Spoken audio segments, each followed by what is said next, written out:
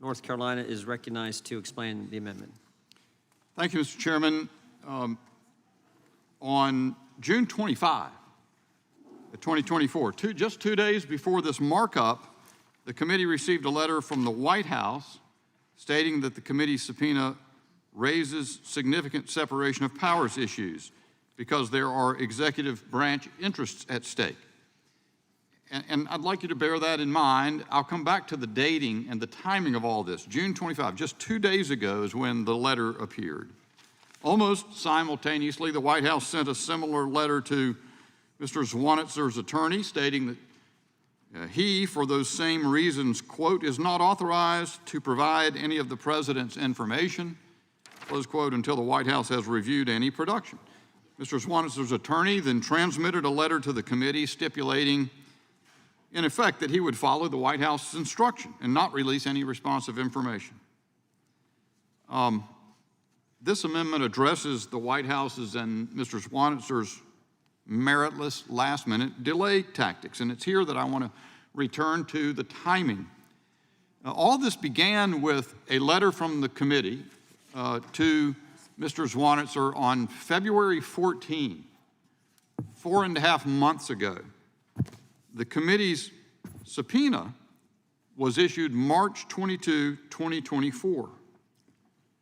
The White House, by the content of the letter they sent, makes clear that it has been in touch with Mr. Zwanitzer throughout.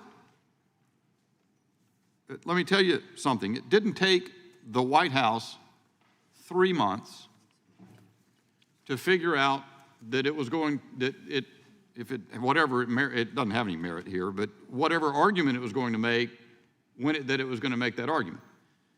We heard a lot from the minority as this hearing opened on this markup about politics. Well, what you see in the White House tendering a letter to obstruct the committee 2 days before the markup and 3 months after the issuance of the subpoena is a bad faith, dilatory tactic to interfere with the exercise of constitutional authority under the impeachment inquiry resolution, vesting power in this committee. That's exactly what it is.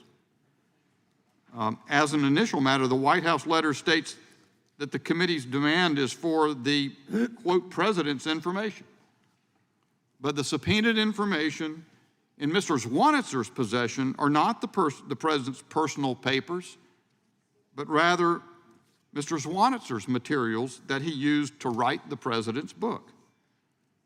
Simply put, the responsive materials and information covered by the committee's subpoena belong to Mr. Zwanitzer, and the committee has appropriately chosen to pursue them from Mr. Zwanitzer. No executive privilege protects the subpoenaed materials and information from disclosure. In its letters, the White House failed to put forth any legal authority or support for its proposition that the executive privilege applies to conversations between a former vice president and a private citizen. It's odd for the White House to raise the prospect that the material President Biden discussed with Mr. Zwanitzer could possibly be covered by executive privilege when the president discussed the material with him for the purpose of writing a book, allowed him to keep the material after the book project was over, and apparently did not have any contract with Mr. Zwanitzzer requiring him to keep the material confidential. No protection for it at all. Additionally, the White House did not exert executive privilege over the material before it was disclosed to Special Counsel Hur's office. Therefore, any conceivable executive privilege over the material has been waived.